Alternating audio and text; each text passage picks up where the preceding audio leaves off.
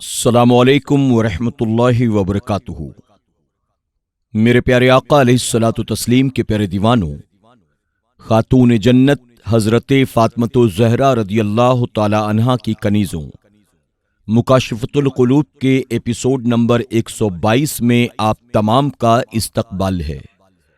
الصلاۃ والسلام علیک یا رسول اللہ، الصلاۃ والسلام علیک یا حبیب اللہ، الصلاۃ والسلام علیک یا نبی اللہ، وعلی آلک واصحابک یا نور اللہ، صلی اللہ تعالی علیہ وسلم۔ باب 103 لیلۃ القدر کے فضائل۔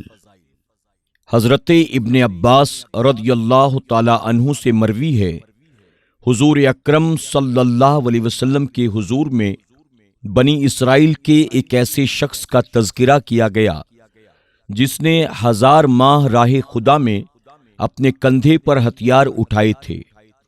حضور اکرم صلی اللہ علیہ وسلم نے اس تعجب کا اظہار کیا اور اپنی امت کے لیے ایسی نیکی کی تمنا فرمائی اور کہا، اے رب، تو نے میری امت کو سب امتوں سے کم عمر والا بنایا اور اعمال میں سب امتوں سے کم کیا ہے۔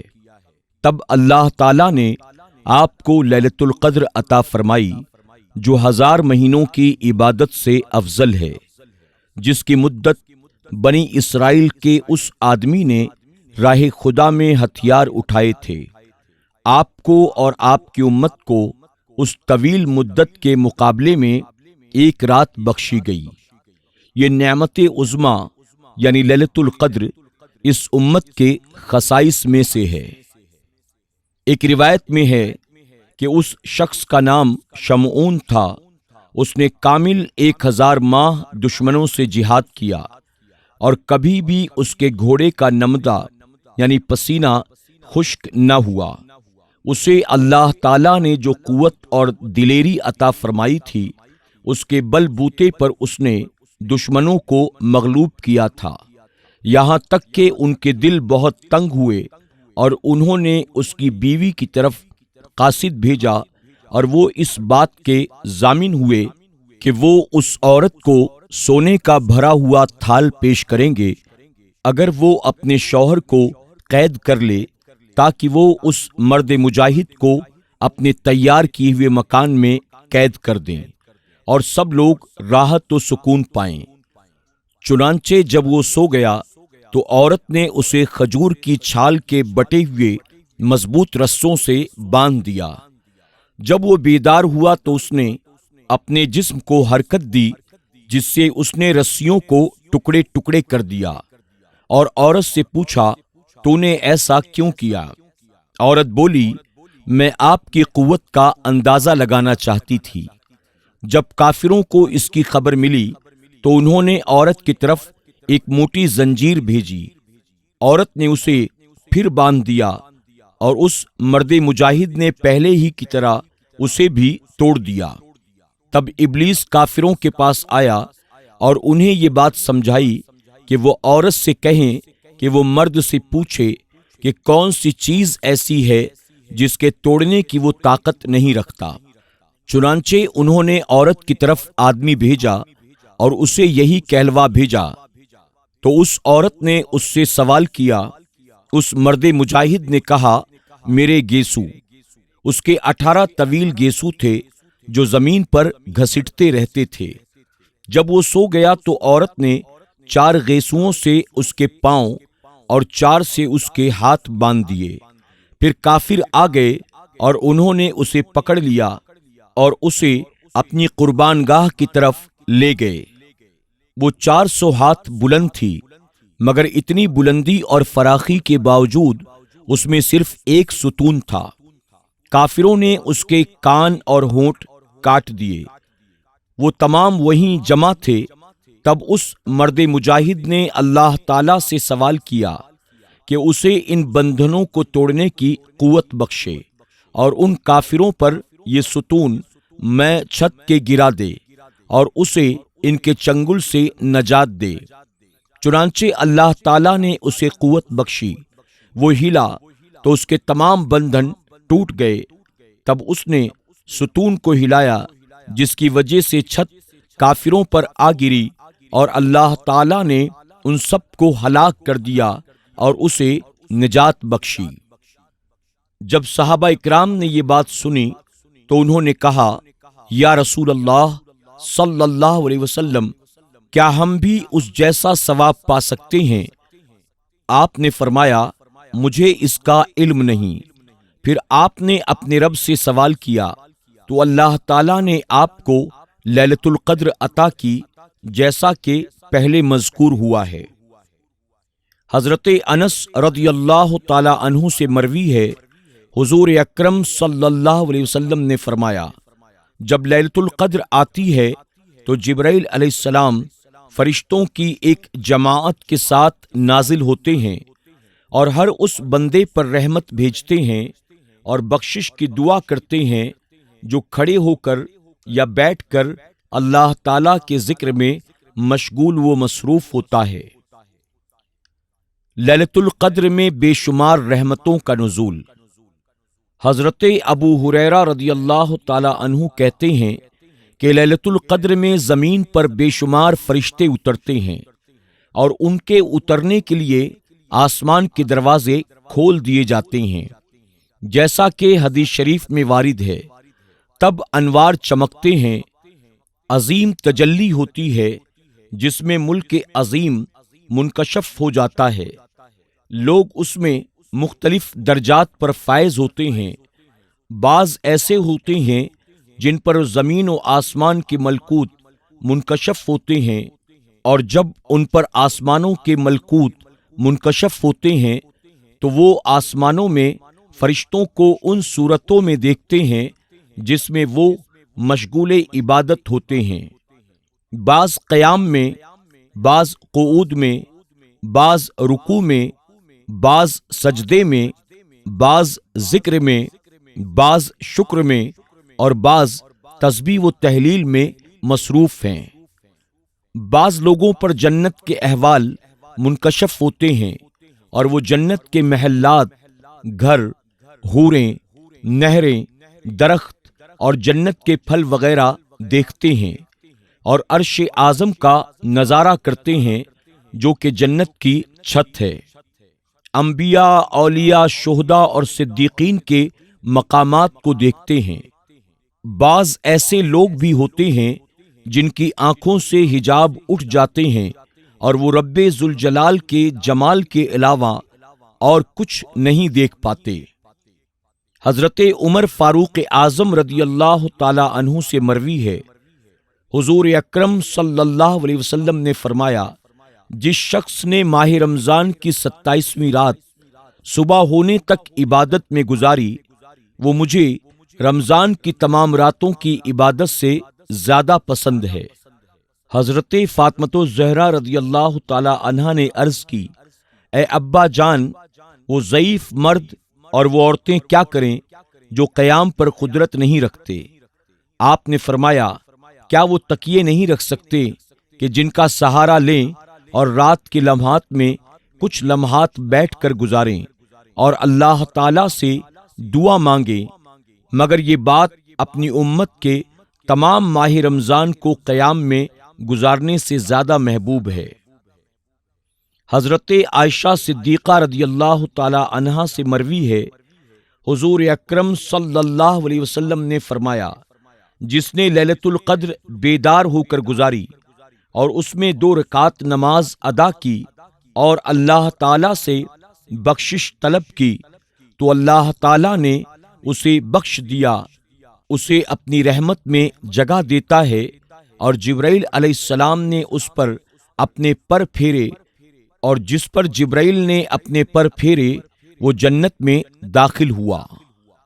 میرے پیارے آقا علیہ الصلوۃ والتسلیم کے پیارے دیوانوں، خاتون جنت حضرت فاطمۃ الزہرا رضی اللہ تعالی عنہا کی کنیزوں، اسی کے ساتھ یہ باب مکمل ہوا۔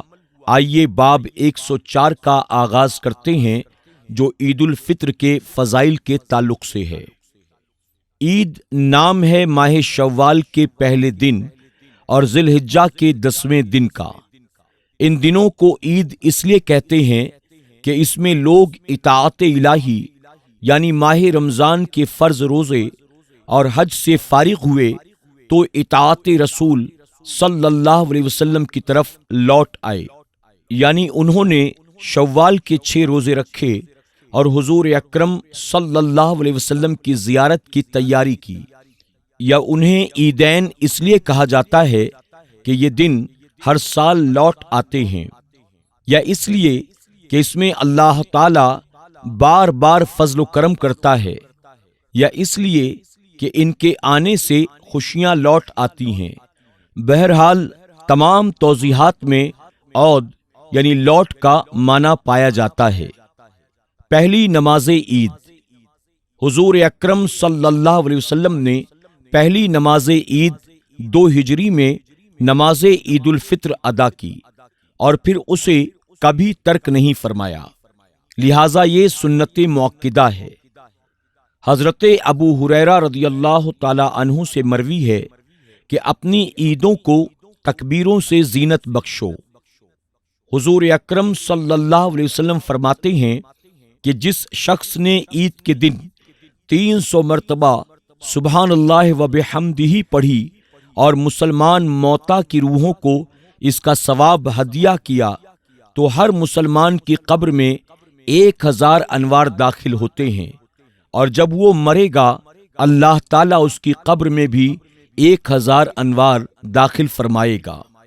جناب وہب بن منبع رضی اللہ تعالی عنہ کا کہنا ہے کہ شیطان ہر عید پر نوحہ و زاری کرتا ہے اور تمام شیاطین اس کے ارد گرد جمع ہو کر پوچھتے ہیں، اے آقا آپ کیوں غضبناک اور اداس ہیں؟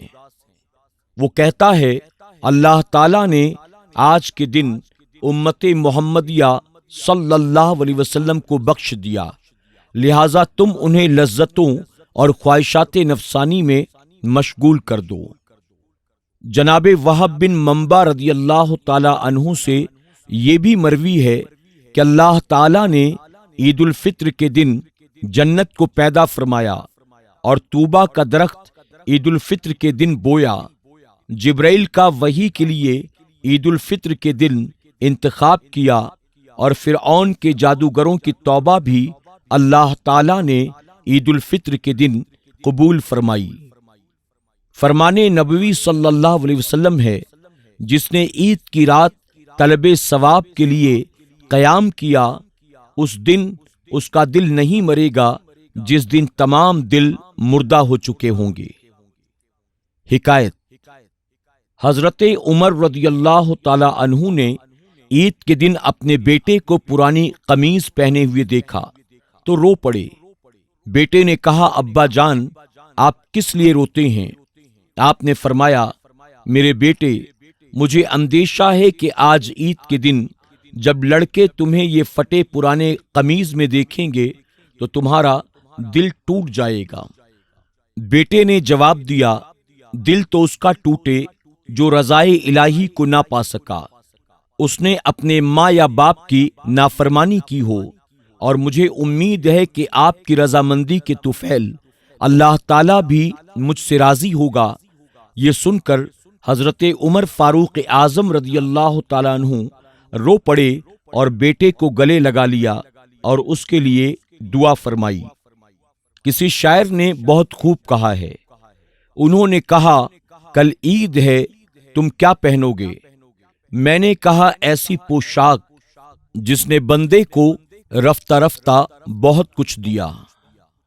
فقر اور صبر 2 کپڑے ہیں اور ان کے درمیان دل ہے، جس کو اس کا مالک عیدوں اور جمعہ میں دیکھتا ہے۔ تب میری عید نہیں ہوگی، یہ امید اگر تو مجھ سے غائب ہو جائے، اور اگر تو میرے سامنے اور کانوں کے قریب ہوئی تو میری عید ہوئی۔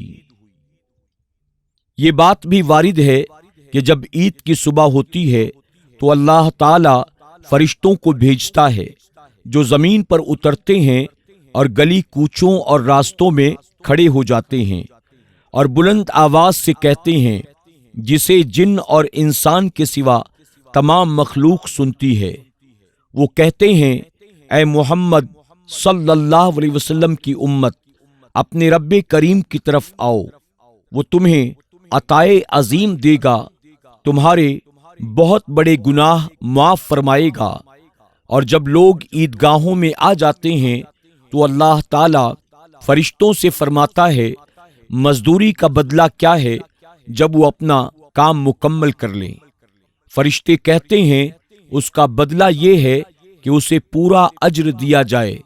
تب اللہ تعالیٰ فرماتا ہے، میں تمہیں گواہ بناتا ہوں، میں نے ان لوگوں کے لیے اپنی بخشش اور رضا کو ان کا اجر بنایا ہے۔ اسی کے ساتھ آج کا درس اور یہ باب مکمل ہوا۔ انشاءاللہ زندگی رہی تو کل پھر آپ کی خدمت میں حاضر ہوں گے۔ تب تک کے لیے اجازت دیں، اپنا خیال رکھیں اور اپنی دعاؤں میں ہمیں ضرور یاد رکھیں۔ السلام علیکم ورحمۃ اللہ وبرکاتہ۔